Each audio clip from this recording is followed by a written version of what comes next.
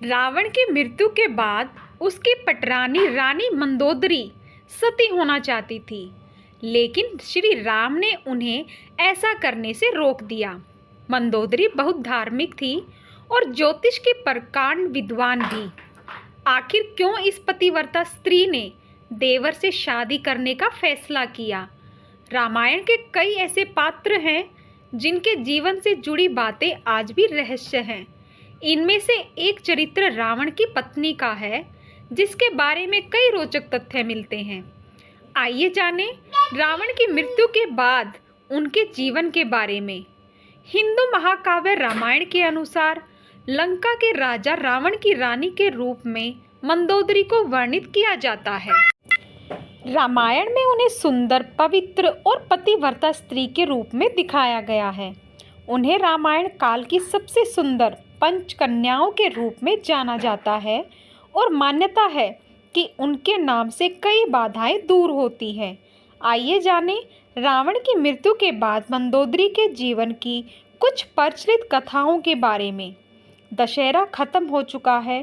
देश में जगह जगह रावण दहन हो गया है।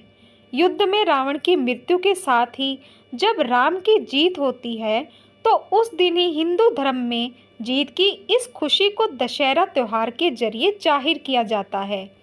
रावण के परिवार में दो लोग सीता के अपहरण और युद्ध के खिलाफ थे। वो थे भाई विभीषण और पटरानी मंदोदरी। दोनों बिल्कुल युद्ध नहीं चाहते थे और लगातार रावण को सीता को सम्मान पूर्वक राम को लौटा देने के पक्ष में थे, लेकिन ऐसा नहीं हुआ। लड़ाई हुई, उसमें रावण मारा गया। इसके बाद राम ने लंका का राजपाट रावण के छोटे भाई विभीषण को सौंप दिया। लेकिन क्या आपको मालूम है कि रावण की पटरानी मंदोदरी का क्या हुआ? आखिर क्यों उसने विभीषण से शादी का फैसला किया? कौन थी मंदोदरी? पुराणों की एक कथा के मुताबिक मधुरा नाम की एक अप्सरा कैलाश पर्वत पर भगवान शिव की तलाश में पहुंची। तलाशते हुए जब वो भगवान शिव के पास पहुंची तो उसने वहां पार्वती जी को ना देखकर शिव को रिझाने के प्रयास शुरू कर दिए। जब कुछ समय बाद वहां पार्वती जी पहुंची तो उन्होंने मधुरा के शरीर पर शिव की भस्म देखी और फिर वो क्रोधित हो गई। पार्वती जी ने मधुरा को श्राप दिया कि वो 12 साल तक मेंढक बनी रहेगी और कुएं में उसका वास होगा। मधुरा को अपनी गलती की कीमत चुकानी पड़ी और असहाय कष्ट का जीवन शुरू हो गया। राजा मायासुर ने शापित अप्सरा मधुरा को बेटी के रूप में स्वीकार किया। उसे वो महल ले आए।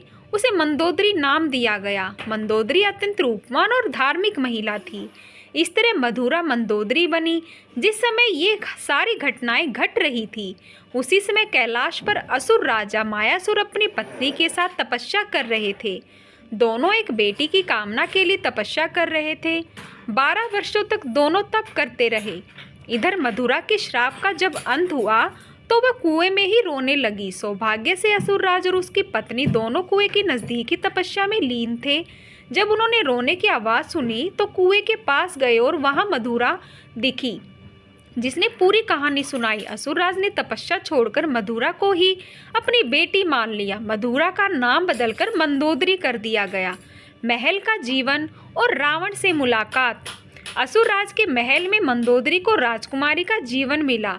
वो अपनी नई जिंदगी में बेहद खुश थी, लेकिन इसी बीच उसकी जिंदगी में रावण की एंट्री हुई। मंदोदरी के पिता मायासुर से मिलने रावण पहुंचा। वहीं उसने मंदोदरी को देखा और मोहित हो गया। उसने मायासुर से मंदोदरी का हाथ मांगा। मायासुर ने यह प्रस्ताव ठुकरा दिया तो क्रोधित रावण मंदोदरी का अपहरण कर लाया। दोनों राज्यों में युद्ध की स्थिति बन गई, लेकिन मंदोदरी जानती थी कि रावण उसके पिता से ज़्यादा शक्तिशाली शासक है। इसलिए मंदोदरी ने रावण के साथ रहना स्वीकार किया। सीता अपहरण का विरोध। मंदोदरी का चरित्र रामायण में बेहद नैतिक दिखाया गया है। जब रावण ने सीता का अपहरण किया था तब मंदोदरी ने इसका विरोध किया। मंदोदरी बार बार रावण को ये समझाने का प्रयास करती रही कि दूसरे की पत्नी का अपहरण अपराध है, लेकिन रावण नहीं माना। आखिरकार राम के साथ युद्ध में रावण की बुरी पराजय हुई और वह मारा गया और मंदोदरी विधवा हो गई। मंदोदरी के साथ भी रावण ने बलपूर्वक अपहरण करके विवाह किया था, लेकिन विवाह के बाद मंदोदरी सच्चे मन से उसके प्रति समर्पित हो गई। हालांकि उसने रावण को बार बार समझाने की कोशिश की कि सीता का अपहरण करके उसने बहुत गलत काम किया है, उसे इस भूल को सुधार लेना चाहिए। रावण की मौत के बाद भगवान राम ने मंदोदरी को विभीषण से शादी का प्रस्ताव दिया था। उन्होंने समझाया कि विभीषण के साथ मंदोदरी की जिंदगी बेहतर रहेगी, लेकिन मंदोदरी ने इस प्रस्ताव को अस्वीकार कर दिया। कहा जाता है कि इसके बाद एक बार भगवान राम, सीता और हनुमान जी के साथ मंदोदरी को समझाने गए। तब ज्योतिष की प्रकांड विद्वान मंदोदरी को महसूस हुआ कि धार्मिक और तार्किक तौर पर सही देवर विभीषण से विवाह करना गलत नहीं होगा। ये महसूस होने पर उसने इस प्रस्ताव को स्वीकार किया। विभीषण से उसकी शादी हुई। हालांकि रावण की मृत्यु के बाद मंदोदरी के बारे में वाल्मीकि की रामायण ज़्यादा कुछ नहीं कहती, लेकिन रामायण के दूसरे वर्जन में जरूर इस बारे में काफ़ी कुछ कहा गया है। विभीषण भी पहले शादी के लिए तैयार नहीं थे। रावण के मरने के बाद जब मंदोदरी विधवा हो जाती है, तब भगवान राम विभीषण को सलाह देते हैं कि उसे अपनी भाभी से विवाह कर लेना चाहिए। ये परंपरा उन दिनों मान्य थी, लेकिन विभीषण के पहले से कई रानियां थी और वह उसके साथ तैयार नहीं थे। ये भी कहा जाता है कि अगर विभीषण ये शादी कर लेते तो उन्हें भाई की जगह लंका पर शासन का नैतिक अधिकार भी हासिल हो जाता। विवाह राजनीतिक और राजकाज से ज़्यादा जुड़ा था। हालांकि ये भी कहा जाता है कि ये विवाह शारीरिक तौर पर पति पत्नी के तौर पर एक दूसरे के साथ यौन संबंधों के बजाय विशुद्ध राजकाज से जुड़ा था, क्योंकि मंदोदरी भी चाहती थी कि उसके पति के निधन के बाद वह श्री राम से शत्रुता की बजाय मित्रता चाहती थी। रावण की मृत्यु के लिए उसने श्री राम को भी जिम्मेदार नहीं ठहराया। एक वजह यह भी बताई जाती है कि रावण के निधन के बाद मंदोदरी भी उसकी चिता के साथ सती होने जा रही थी, लेकिन श्री राम ने उसे करने से रोक दिया। इसके बाद मंदोदरी के पास देवर से विवाह करने के अलावा कोई विकल्प नहीं बचा था। रावण ने मंदोदरी को वचन दिया था कि हमेशा केवल मंदोदरी ही उसकी पत्नी और लंका की रानी होगी। विवाह के बाद मंदोदरी को उपहार के रूप में मायासुर ने रावण को सोने की लंका दी थी। एक कहानी यह भी है कि रावण की मृत्यु एक विशेष बाण से हुई थी और इस बाण की सूचना मंदोदरी ने ही हनुमान को दी थी।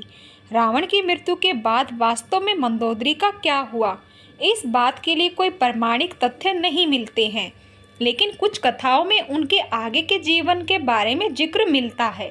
दोस्तों, आपको ये जानकारी कैसी लगी कृपया कमेंट करके ज़रूर बताएं।